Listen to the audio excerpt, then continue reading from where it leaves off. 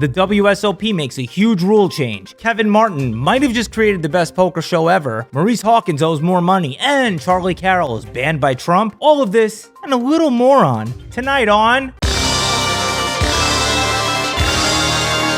You're a champion. Hi, I'm Ryan Depaulo, and this is appropriate for all ages, YouTube. Muslode largy P on loin toker to slay and chunty P-rolls. The fuck? P-rolls, that's gonna fucking be...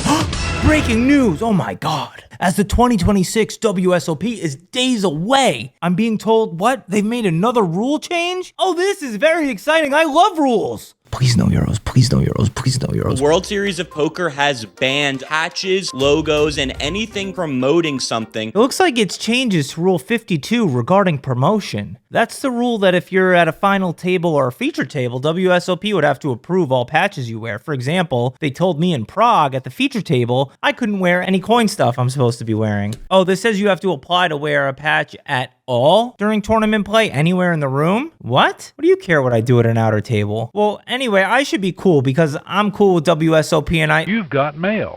You have been rejected and you risk being banned? What the fuck, dude? That's how I make money, WSOP. So what's going on? Well, if I take off my newscaster cock ring for a moment and put on my speculation strap on for a sec, we can deduce that WSOP is doing this mainly in response to the WPT sabotage. But also, I know some greedy pig creators from Coin who, unlike me, took marketing money from WSOP to make vlogs, but then put coin ads directly in those vlogs. Hey, don't look at me. I fully learned my lesson that time when I got fired from ACR for doing WSOP Play Money ad, and you can learn your lesson too by signing up for insert coin competitor here. You know, maybe that hater ad by WPT blatantly saying, we gon' come fuck shit up, and hitting below the belt with the D-Negs blackface shots didn't help, you stupid fucks. Now, I know this story about the patches only applies to like 2% of you guys, but wearing a patch at the most visible series of the year adds value to these other companies. So, on some level, this may ultimately, potentially, theoretically result in less sponsorship money in the poker ecosystem, which really just does hurt the industry on the whole. This is whack, but I get it. Everyone's being too disrespectful and you're Papa WSOP. I'd be like, yo, fuck y'all bitches. But again, on the other hand, my old ACR deal and my current coin deal state clearly anytime I play live, I am to wear a patch, as do most deals. So I don't know what I'm going to do. I guess I got to get something more permanent. As I said, this applies to barely any of you, so I'll move on. Speaking of changes at the WSOP, and in part because of the new broadcast setup partnership with ESPN, the World Series has started to announce their media team, and wow, is it a cool kids of poker media personalities. You got Joe Stapleton, Norm something re-signed, David Williams, Jeff Platt, Ali Najad, and Maria Ho.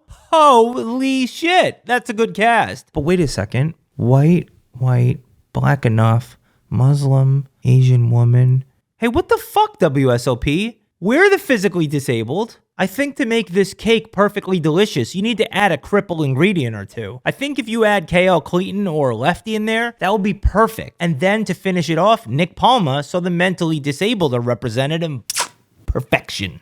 That was a weird-ass kiss. No, but for real, congrats to that whole crew for the rare commentator jobs that I wouldn't love to have one fucking day. Review my tape. I'm not too edgy. I was very funny and good at it. Raw, without any coaching or feedback. Give me commentator reps. Please, I won't be an edgelord. Or mention my amazing coin poker free rolls twice a month using people who only use the code RDP. It's very dark today here. Now, the ESPN coverage of WSOP is not the only poker entertainment I have been looking forward to.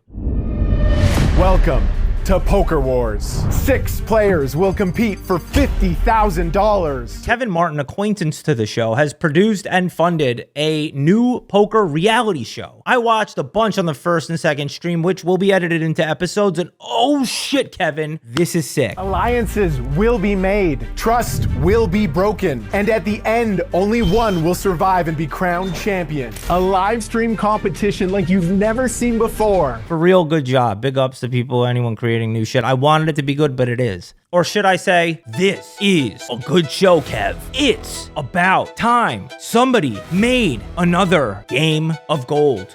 This is DGen Debrief. Now, I don't want to spoil it for you guys who haven't seen it, but there's a big treat in store for those of you who haven't experienced John Party's Canadian Moose Knuckle like I have. Nice cock, John. Wait a second. Show me the last 3 seconds of that clip again. A live stream competition like you've never seen before. Yo, is that special edition D-Eggs in the back? Oh, no, I'm bugging. It's just a creepy dude in a dark room with a scary mask on. Kev, I just keep my guy locked in a basement. You really don't need to do all that. As I said, I hope the show does well, and I hope someone will let me compete on one of them. Now, points scored for the God is Dead crowd as Maurice Hawkins won his record 25th ring and 113,000 American dollars. That is amazing. Congratulations, Maurice. I think everyone is so happy for you, and I speak for everyone when I say we're just thrilled you don't have to file for bankruptcy anymore. Like, now you can pay back what you owe, and you're done with all this. You know? There's no way, but like someone with $113,000 in cash can... It's not about his hardships or my hardship. It's about what I can, in the moment, be able to pay. And I wasn't able to pay, therefore, I did not pay. 5 times. You a dumbass bitch. No, Get the fuck you're a away from me. dumbass. How about that? Honestly, I don't want to say this here, but I'm starting to suspect this guy might not be telling the truth some of the time here. Oh, I filed bankruptcy. I reset my finances, and that's a bad thing. Courts have Google, you dumb fuck. Yo, if his bankruptcy filing goes through, I'm done. I'm doing crime. I have no faith in the legal system. Anyway, use my code RDP when you sign up for Coin to play in my exclusive free rolls to play in a whole field of dumb fucks. Our next story involves Jungle Dude. who called out yet another Asian dude who owes him money. Or not him, I guess he's just dodging payments. But don't worry, Asian guy. Jungle Dude. Understands that you're in a bad spot and you don't seem like a bad guy. Yo, has anyone tried looking in this guy's forehead for the missing money? In other Chinaman, Asian American, Ethan, I see you fucking piece of shit trying to get me fired. Tony Mars, the kind of name you use when you book a hotel room to have an affair, well, he was just arrested in Las Vegas for allegedly cashing 2 bad checks at the Wynn for around $300K. If the name sounds familiar, this is the same player who was accused of cheating in private LA home games by Wesley and Nick Airball. They claimed he had special glasses that could read secret markings that were on the cards. Tony Mars, you know you got way too greedy when Wesley and Nick Airball lose so much that they start to suspect cheating. God damn, Tony, just steal a little bit less next time. I think those two are probably just pissed they weren't included in the Let's Cheat group chat. Wait, I just learned in real time you can cash your check at the casino? That's amazing and life-ruining. The more you know. You know, it's also funny when a story involving shady stuff from the Hustler orbit surprises anyone when the name of the stream is Hustler. Probably the same type of people who get surprised when they go to Jamba Juice and see Jews. What? It's juice? Anyway, Hustler is also the setting for this week's... You play very well. You play very, very well. Playing 25-50 with an ante, we start this hand with action on Mike X. There have already been 3 limpers. A race to 300 from Toof. What, did he sneeze when they asked him his name and they just ran with that? And then a 3-bet with 7-4 suited from Action Asian NPC in the low jack to 2000. Mike X does his best thinking and thinks Ace-4 suited is good enough to cold call this 3.5 bet and puts in the 2K with the Ace-4 suited. Now this hand is already insane, but now we get to 3 Coin, who gets the dream fucking spot. Looking down on queens, following all this action. Now what do you do here? Well, 3 Coin, he knows his audience, and he sets the trap by just calling. You know, with 3 Coin, I kind of get the impression this isn't the first time he's done a trap with ladies. Anyway, back on Jellyfish, who was one of the EP limpers, he decides to jam for 15K. Toof gets put in a really tough spot here with his pocket 8s. He even shows his neighbor. Can you believe how tough this spot is? I mean, he hasn't had to think this hard since the waiter at lunch told him it's either the salad or fruit bowl as a side, not both. But Tiouf mans up and makes the really hard fold for 295 bigs and lets go of his pocket 8s. I mean, what a masterful play. Now, before Tiouf's fold is even completed, NPC Action Asian goes full spaz and rejams for 600 big blinds with the 7-4 suited for the price of a brand new Subaru Forester with half of the options. He has no fold equity. The dude is just down to gamble. Mike X folds, and we're on 3 Coin, who has got to be just already imagining all the dragon egg belts he can buy with this massive pot. He obviously sticks in the call with his queens, completing the trap. 3-way all-in, 1 time. There's a side pot of 15K for queens versus 7-4. Like, he just has to beat 7-4 to not lose, even if a 6 gets spiked. Anyway, let's scoop it all from 3 Coin's point of view. You played this masterfully. The flop comes great, but obviously we're covering this hand for a reason, and 3 Coin gets scammed slammed by the turn-in river and ends up losing 32K to the 7-4 suited and the man who was trying to give away his money. Ugh, he's so upset. Now Ludacris does the cringiest, most douche-chillingest thing I've seen in poker since Corey Eyring risked it all! Again, I'm risking it all! He goes over to 3Coin and does this awkward dap up and forces 3Coin to act like he isn't super pissed and miserable and that the money means nothing to him and just forcing him to be like, it's poker, man, I'm not upset. Yeah, no, we're cool. Look at his face right after they shake hands. That's the face of a guy who's gonna beat the shit out of his steering wheel in the parking lot. Actually, 3Coin looks like he drives one of those three-wheel things blasting Kid Rock while blasting rock. Charlie Carroll, YouTuber, philosopher, moss enthusiast, and snooty fuck British pro with almost 10 million in live earnings, more in cash and friend to the show, announced in a video he won't be at WSOP yet again since 2017 because he's banned from the country. People didn't really know that, but damn, Charlie, what did you do? I had this big old party, New Year's, and I had a bunch of with me in my suitcase. So they start searching all of my bags, and I'm fine with that. I never thought twice about these things. And then he goes, what's this? And it was this small glass jar with 3 or 4 pink pills in it. And he gets me to bend over and do...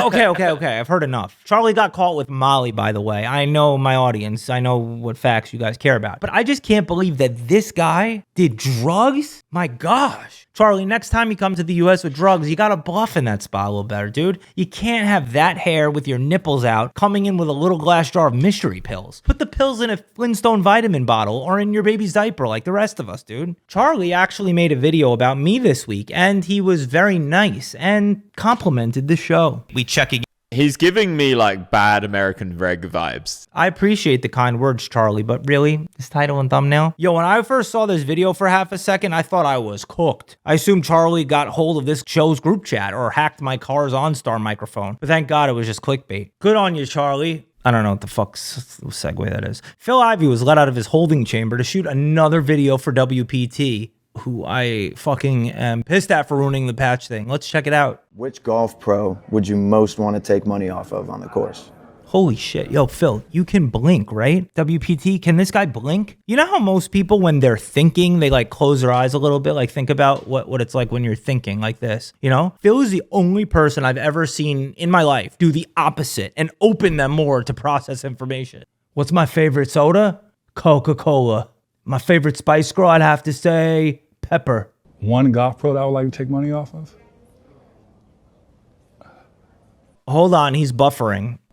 I guess DeChambeau. Good answer, Phil. I'm actually starting to get really a lot more into golf, and I actually thought DeChambeau was one of the best golfers in the world, but apparently he's just one of the more famous ones because of his YouTube. A known name in the industry for YouTube, but not one of the best players of the game. Wouldn't know what that's like. Phil does look a little scared at the beginning of this clip. I really kind of want to help him. These dudes feel kind of like hostage videos. Which golf pro would you most want to take money off of on the course?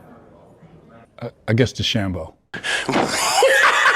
Phil Hellmuth finally did what we all been waiting for and revisited the Reddit streets, doing an AMA, which of course means Ask Me Anything for those of you with jobs and families. And Phil actually did a great job of giving amazing insight into how he plays the game and even his relationships with other pros. Like, take a look at this really intelligent and thought out response to the question, in your opinion, what mistakes do most pros make in MTTs that you do not? What do you think your edge is over so many good players? Oh, that's good, Phil. Just fold queens for 25 bigs. Great stuff. Or maybe this response when a user asked him, what crypto scam will you be pushing this summer?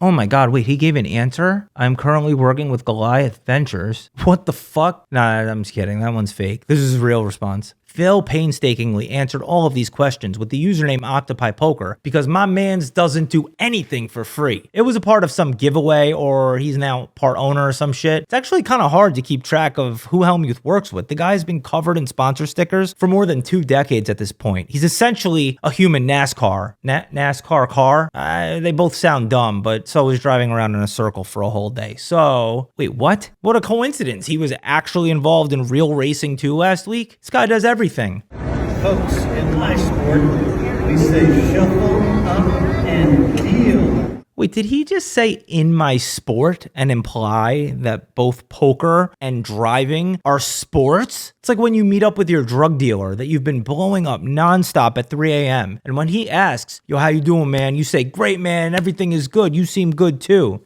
I mean, yeah, okay, it's not really like that, but the point is that it's like a lie, and it's a big fucking facade for everyone's. It's the Trooper. Oh, Troop, what do you got for me? This is Coin Poker's code RDP Trooper moment. I was thinking about it the other day, and my very good friend Leon says that he doesn't like to watch the machine because he doesn't like for his dopamine to be tweaked by it.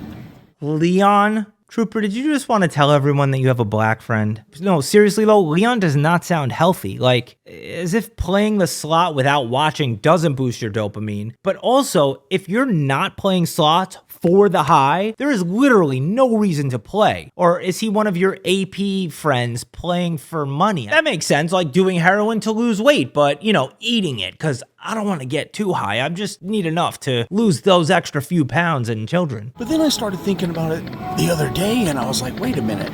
What about people that go skydiving or, bungee jumping or whitewater rafting or anything dangerous like that for the adrenaline? What's the difference? I mean, I'm trying to figure out if there actually is a difference. Troop, the difference is you don't hear about people stealing cash out of their Alzheimer's mom's purse to go bungee jumping. You also don't see YouTube videos of skydivers rationalizing their addiction, pretending it's profitable. And our final story, this dude told me about something or something with some dude. I don't know. I don't even care. It's like a 10K through a promo for WPT and some, I don't know, Lady Depaulo read about it, and basically this dude was like blowing me up to be in this contest, and he's agreed to it now. So I'll see you June 5th, motherfucker. Make the booty bounce on the dance floor.